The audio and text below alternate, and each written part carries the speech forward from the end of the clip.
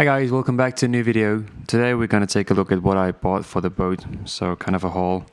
We're going to go in all the details, what I thought about the purchases, and how I'm going to connect all of those electronics up to one piece. So let's start with the main part of the boat. This is the engine. This is a very basic brushless engine, although it is actually made for boats. I did have a lot of different experiences with brushless engines, and this is the first one that I specifically bought to have it for a boat. So as you see, we got a what is it? It's a Hobby Wing Sea King 3600, and the good thing about this is that it has cooling inlets and cooling outlets for the water to go through, so this will probably never overheat. Looks like this is a normal brushless, nothing special to it really. It's relatively small for a boat, 2.1 meters big. We'll see how that goes, but as it is a trawler and not a speedboat, the power should actually probably be suffice for the boat size. So we'll see. I got a much bigger engine in my smaller boat, but this is more of a speedboat, so it should actually pretty much I think work out for the size of it. Then I got my engine controller. This is again the same kind of brand, and it says for boat lengths smaller than 70 centimeters. So actually this might be, yeah, we'll see how suffice it is, because it says 70 centimeters or less. Mine is 2.1 meters, probably 40 kilograms or something. But as I said, this is not a speedboat. It should be a small a trawler, so actually we don't need all the power.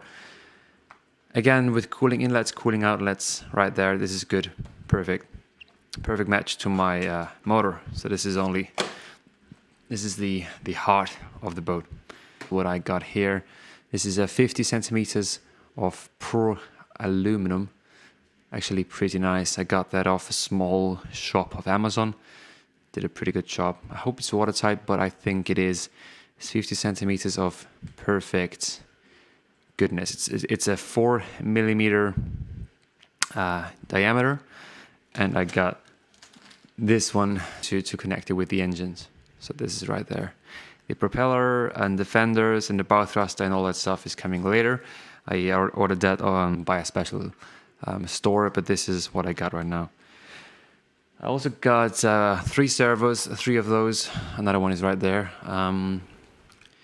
These are 360-degree servos. So one is for the anchor winch, one is for turning the crane, so for rotating the crane, and this one is actually also for the crane. But there's a spool on it with some metal wire, and this is a hook that connects to the boat ladder, and this will bring the boat to the water and back up to the deck. And these are all the same servos, all 360-degree servos, one for the anchor winch, one for rotating the crane, and one for actually lifting the boat out of the water. Of course, I got another servo. This is for the rudder, a rudder servo. It's all metal servos, digital servos. This is for the rudder, all rated with 25 kilograms. I got some polyester filler as well. I got 2 of those. Let's see how long this will last me, but I think I might be needing 4 or 5 of those bottles, but I might be purchasing them with some bigger variants eventually. I got some cables just for wiring up the whole thing. And then for the cooling of the boat, I got actually in total 4 of those. So this is a normal, nothing special about it, pump. There's water in it, water out. It's a self-priming pump.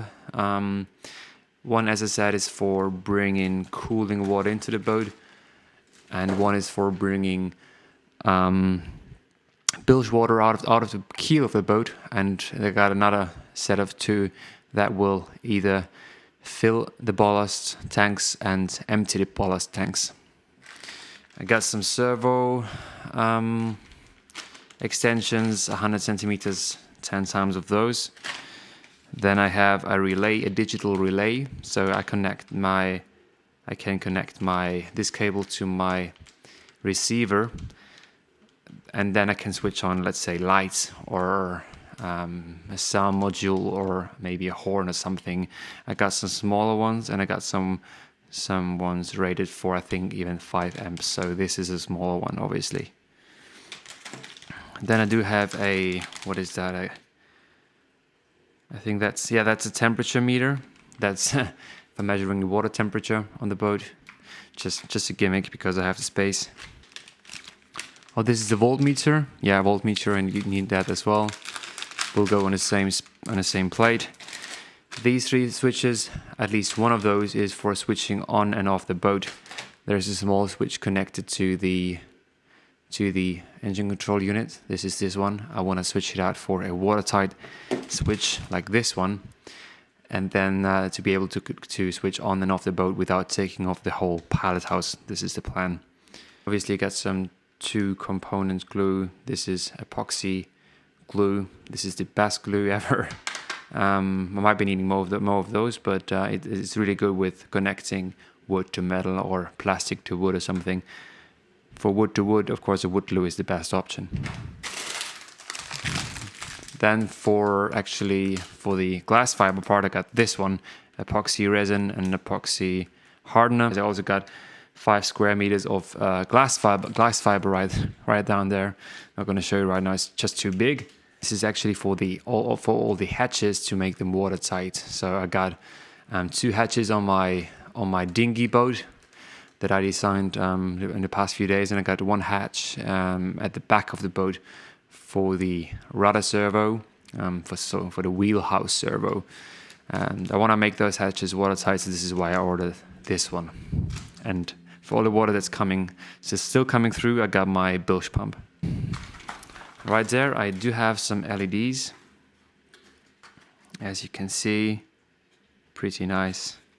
These are actually colored ones, so I will put 2 red ones and 2 green ones in there, and then maybe even some orange ones for the crane when it's operating. We'll see.